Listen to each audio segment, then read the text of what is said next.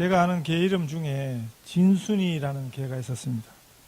아주 사나운 진돗개인데 새끼 난 지 얼마 안 되던 어미개였습니다. 제가 섬기던 교회에 집사님 댁 개였는데 그 집에 먼저 신방하고 또 다른 집 신방이 연이어서 약속이 잡혀 있었는데 그 집 대문을 여는 순간 이 진돗개가 밖으로 뛰쳐나왔습니다. 그 개 주인 여집사님이 풍채가 아주 좋으신 분이거든요. 저희 집사람 한 3배 정도. 그래서 그분이 그냥 대문 밖에 도망간 개를 쫓아가지고 지금도 기억이 나요. 진순아, 진순아 하고 아무리 불러도 이 날쌘 개가 돌아올 생각은 안 하고 온 동네를 뛰어다녔습니다. 그걸 보면서 저 혼자 생각에 저 개 잡으려면 하루 종일 걸리겠다. 오늘 신방 다 했다. 여러분 같으면 어떻게 하면 그 개를 빨리 돌아오게 하겠습니까? 제가 그렇게 인상을 쓰고 있으니까 그 우리 집사님이 목사님 잠깐만 계시라고. 제 속으로 잠깐 가지고 안 될 것 같은데. 그런데 이분의 비법이 있었습니다. 이제 막 난 새끼 강아지를 안고 오더니 대문 밖에서 막 강아지를 줘 패는 거예요. 그러니까 이 새끼 강아지가 죽는다고 깽거리고 소리를 내니까 이 어미개가 어떻게 그걸 듣고는 그냥 집으로 들어오는 거죠. 묶여 있다가 자유롭게 막 뛰어다니고 싶은 것도 본능이지만 그 자기 새끼를 보호하려는 그 본능이 더 큰 본능이었던 것 같습니다. 우리 사람들에게도 이런 본능들이 있습니다. 날 때부터 가지고 나는 것입니다. 그래서 생득적 본능이라 그렇게 하거든요. 식욕이나 명예욕, 수면욕, 성욕, 성취욕 뭐 이런 것들이죠. 그리고 또 하나 중요한 것이 있습니다. 하나님 찾는 마음이에요. 종교심입니다. 종교심. 사람에게는 누구든지 종교심이 있습니다. 하나님 그리워하는 마음이 우리의 본능 속에 이미 담겨 있는 것입니다. 이 본능 중에 구복 본능이라는 것도 있어요. 그 말 그대로 구복, 복을 구하는 본능이죠. 그러니까 행복해지고 싶은 본능입니다.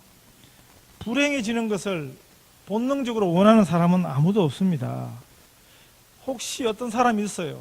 나는 불행해지고 싶다. 사실은 그렇게 말하지만 그 내면은 그 누구보다도 사실은 더 행복해지기를 원하는 것이 그렇게 말로 다른 표현으로 그냥 말을 하는 것뿐입니다. 복을 구하는 것은 굉장히 자연스러운 것입니다.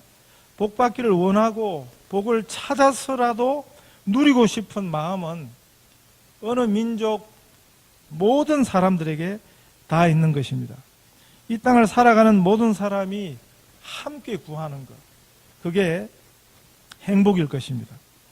우리는 다 행복을 찾아서 살고 있어요. 행복해지기 위해서 우리는 살고 있습니다. 복 받으세요 하고 인사하면 그래서 싫어하는 사람이 없습니다. 세계 각국의 인사말에 어디든지 복을 비는 인사말이 있습니다. 영어로는 God bless you 그러죠. 그러면 하나님을 믿든지 안 믿든지 하나님께서 당신을 축복하시기를 원합니다. 그러면 뭐 나는 하나님 안 믿어요 하고 성질 내는 분이 없어요. 복 받으세요 그러면 종교를 떠나서 다 좋아라 합니다.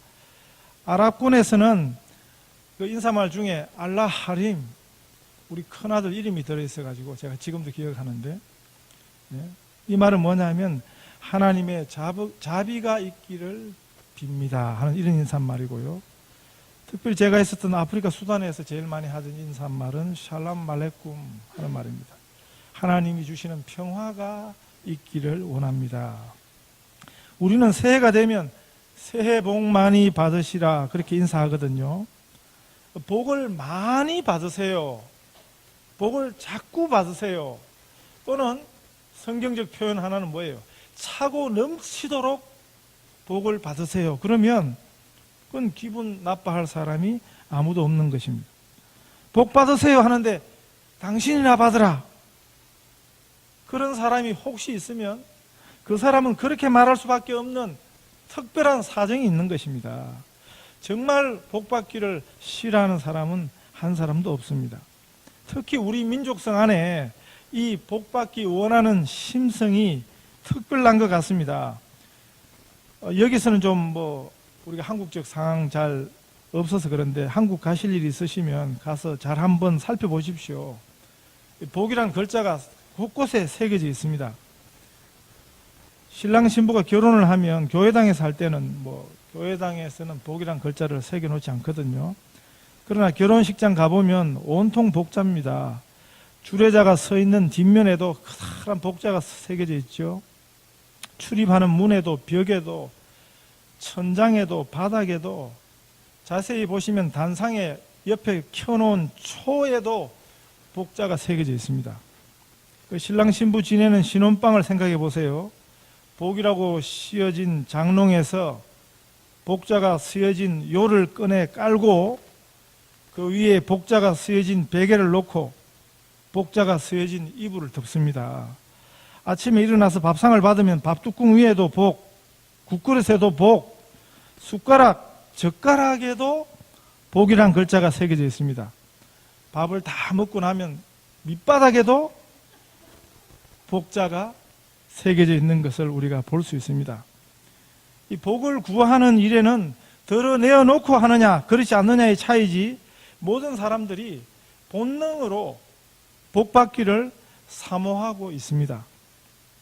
그러나 우리가 이 땅에서 구하는 복은, 우리가 이 땅에서 찾아다니는 복은 그건 다 상대적인 복입니다. 그 말은 영원하지 않다는 말입니다. 사람들이 얼마나 복 되겠어요, 얼마나 복이 있어요 하고 사람들이 인정하고 말하는 복은 그 복의 내용과 복의 수명에서 상대적입니다. 순간적입니다. 오늘 복됨이 내일도 복될지 아무도 모릅니다. 영원하지 않습니다.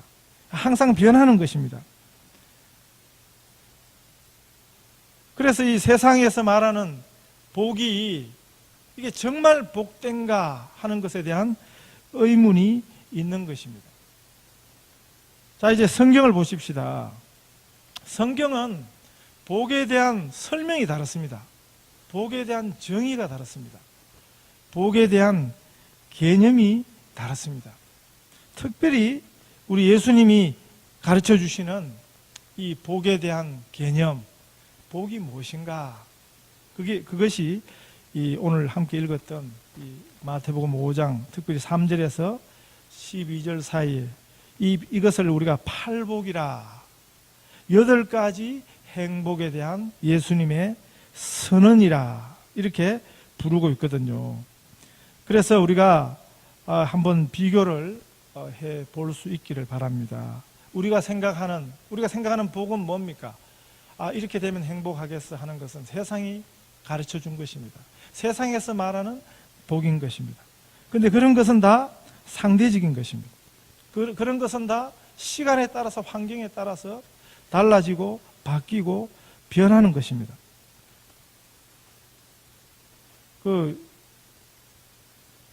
이슬람권에서는 누가 복된 남자인가? 마누라 4명 가진 남자가 복된 남자입니다. 성공하고 참 축복받았네요. 그거거든요. 근데 우리는 하나도 힘든데 4명이면 그건 제일 불행한 거죠. 그건 복이 아니에요. 우리가 이 복의 개념 자체를 성경을 통해서 배워야겠습니다. 예수님을 통해서 정말 복이 무엇인가? 예수님 말씀하시는 이 행복에 대해서 앞으로 8주 동안 생각을 하려고 합니다.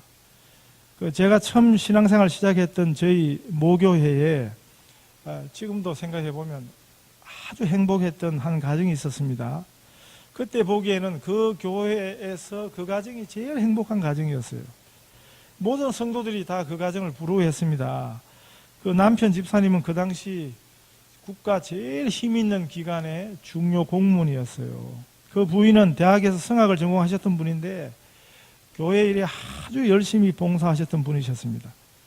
그 자녀가 셋이었는데 아이들 셋이 부모를 닮아서 다 잘났습니다. 아주 재능이 뛰어났습니다. 그래서 그 교회 행사의 특송은 그 가정이 늘 도맡아 놓고 하던 그런 복된 가정이었습니다. 그런데 한참 후에 이 부부 사이에 불화가 생기게 되었습니다. 그래서 결국 그 두 분이 서로 헤어지게 되었는데 그 부모가 헤어지니까 이 자녀들도 뿔뿔이 헤어지게 되었습니다. 한때는 제일 행복했던 그 가정이 순식간에 가장 불행한 한 가정으로 변하는 것을 봤습니다. 우리가 행복하다고 말하는 것이 이럴 수 있습니다. 그 조건이 변하면 그 복됨도 행복도 변하게 되는 것입니다. 복이 상쇄되는 정도가 아니고 축복이 바뀌어서 불행이 되기도 하는 것입니다. 이 세상에서의 복됨이 이렇게 항상 변하는 것입니다. 영원하지 않습니다. 사람들이 매긴 가치도 변하고요.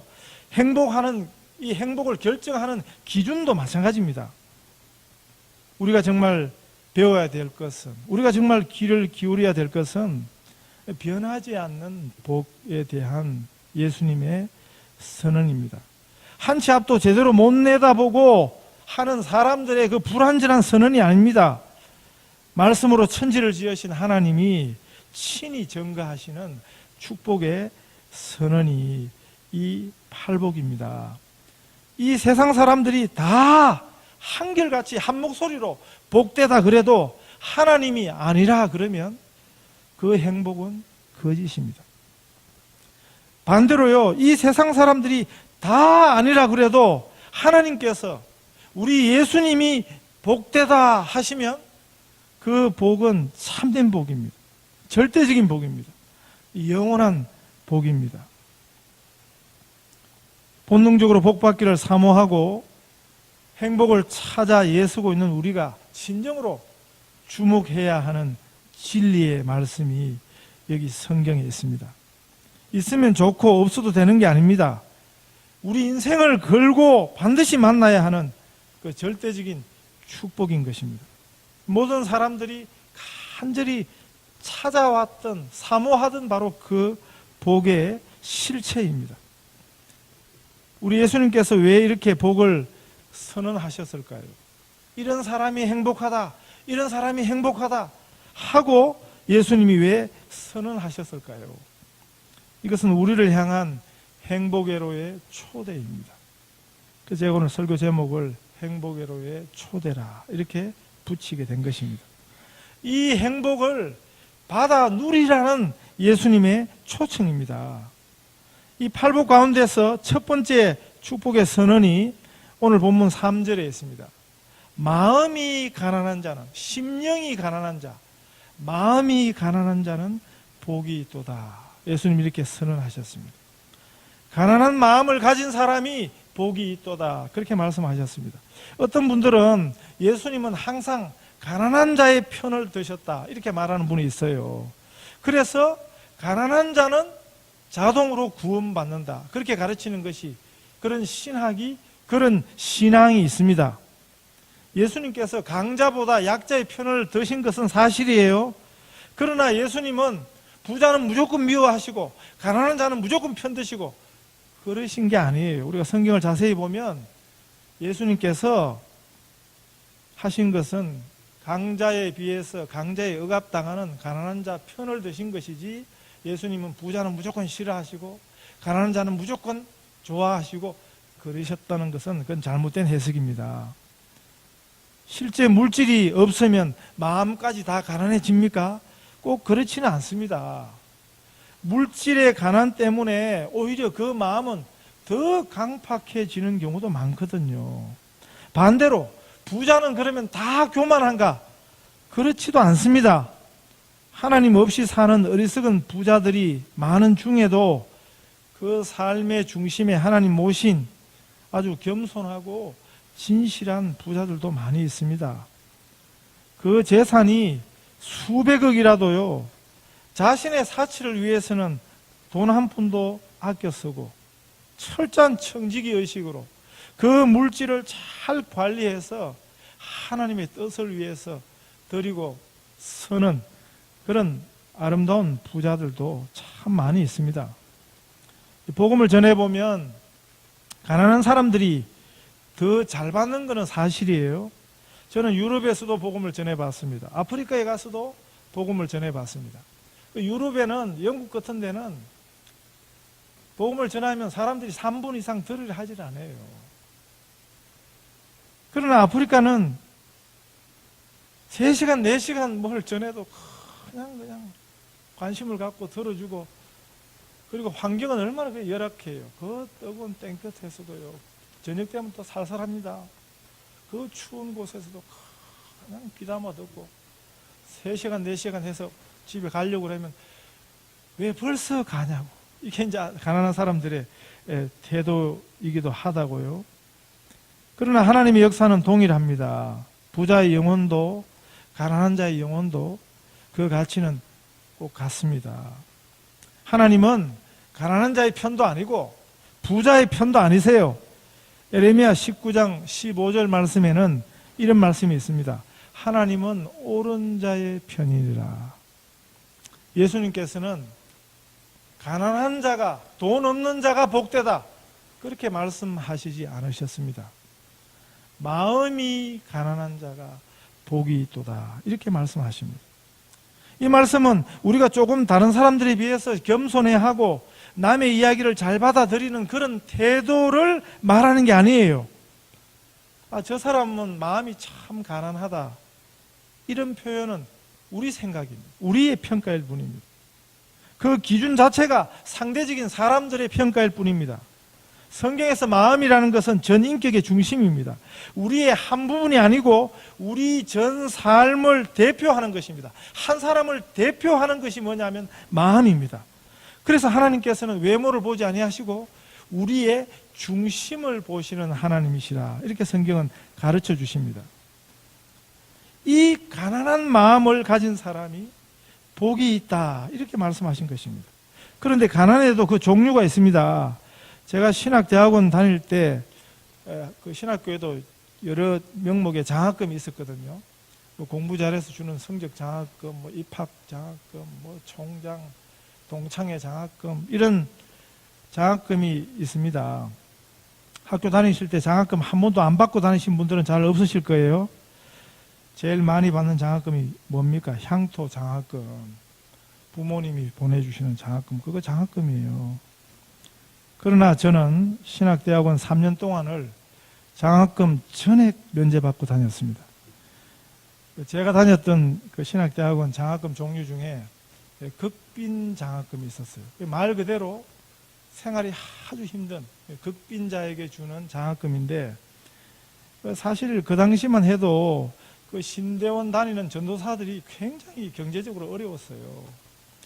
저도 집 쫓겨나가지고 저 혼자 학비 벌어서 학교를 다녔고, 저처럼 학비 꼬박꼬박 내면서 다니는 사람이 별로 없을 정도로 굉장히 어려웠습니다. 어떤 분들은 그냥 식권 한 장 그 당시 600원 하는데 그거 없어가지고 점심때마다 금식하고, 네?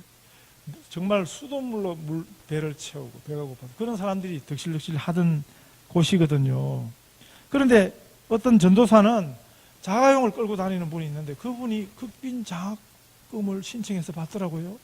그래서 우리가 다 놀래가지고, 저보다 그 당시 한 10살 좀 많았던 분 같은데, 아니 형님 무슨 배짱이냐고, 아니 자가용 끌고 다니는 사람이 뭔 극빈 장학금이에요. 그러니까 그분이 자기는 기름값이 없어가지고 너무 힘들다고.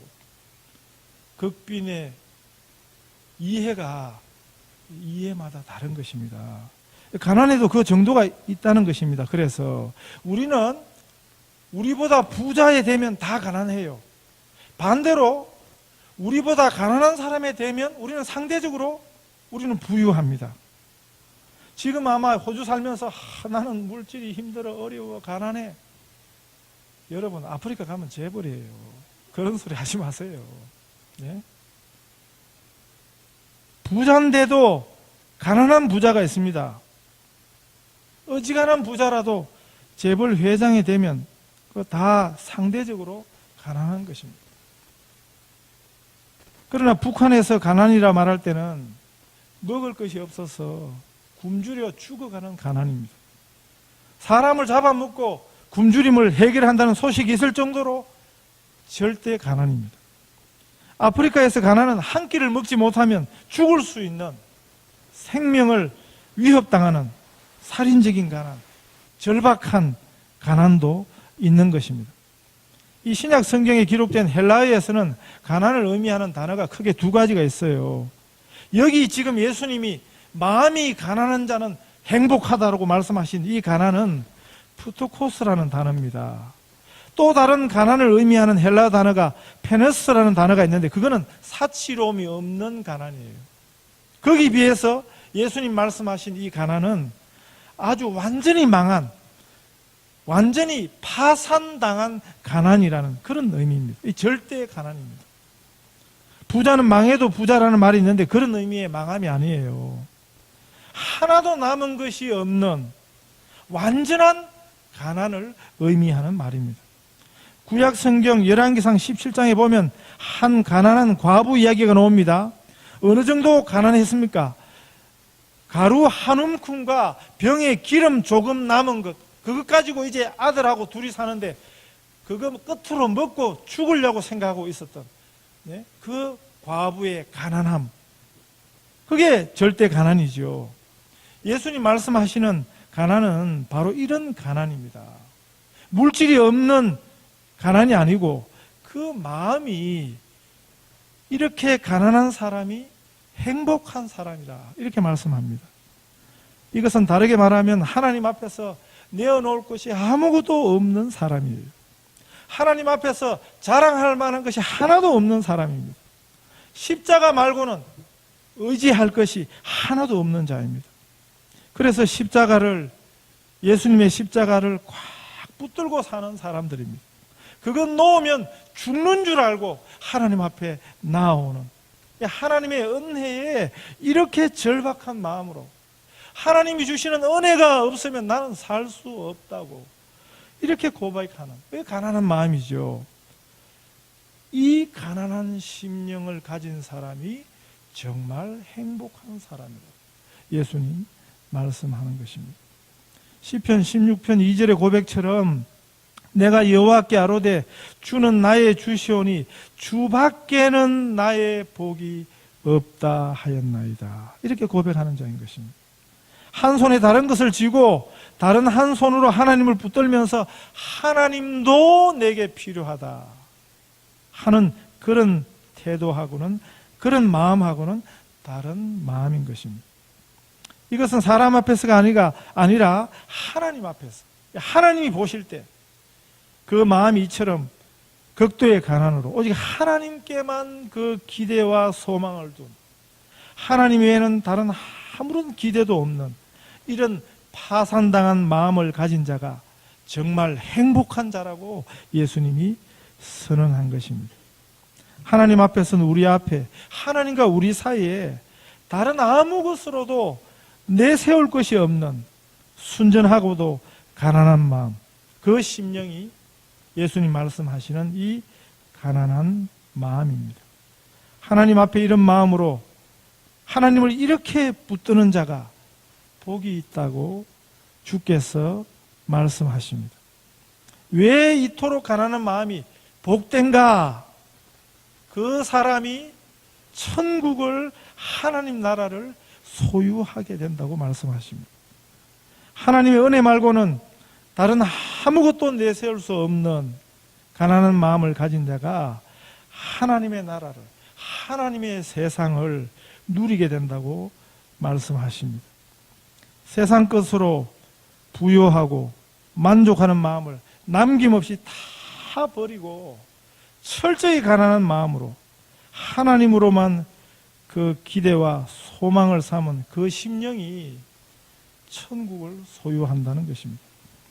여기 소유한다는 말은 누리게 된다는 것을 의미합니다. 하나님의 왕적 통치의 그 축복을 누리는 것입니다.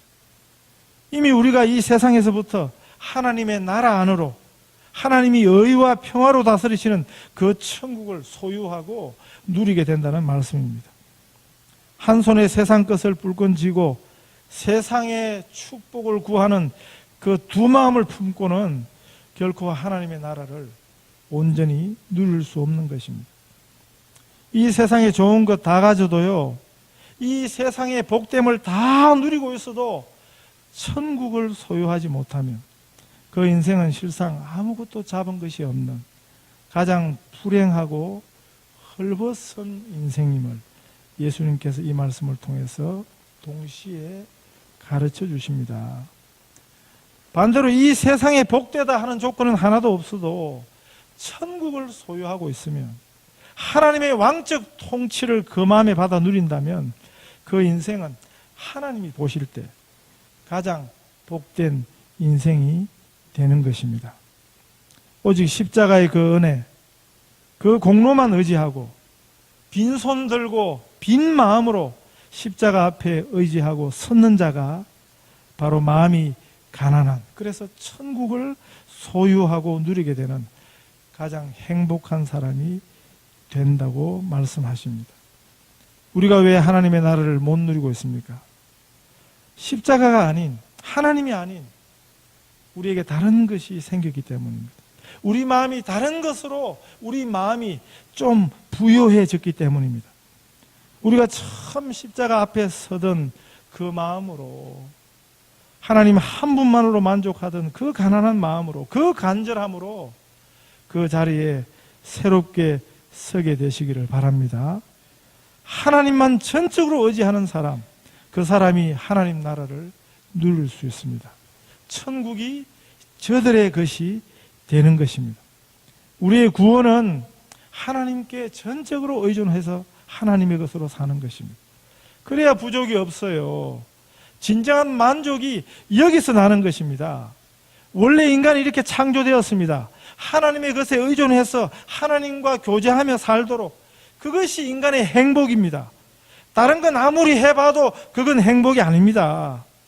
하나님 앞에 절대 가난함으로 하나님 말고는 다른 소망이 없는 줄 아는 사람들이 마음이 가난한 자들, 참 행복한 사람들인 것입니다. 여기 우리가 누리는 진짜 부요가 있습니다. 천국이 있습니다. 이 행복에로 예수님께서 우리를 초대하셨습니다. 온전한 천국을, 하나님의 나라를, 하나님의 세상을 이 세상에서부터 누리시는, 그래서 하나님께서 행복하다, 복되도다 말씀하시는 참으로 복된 우리 성도님들 다 되시기를 축복합니다.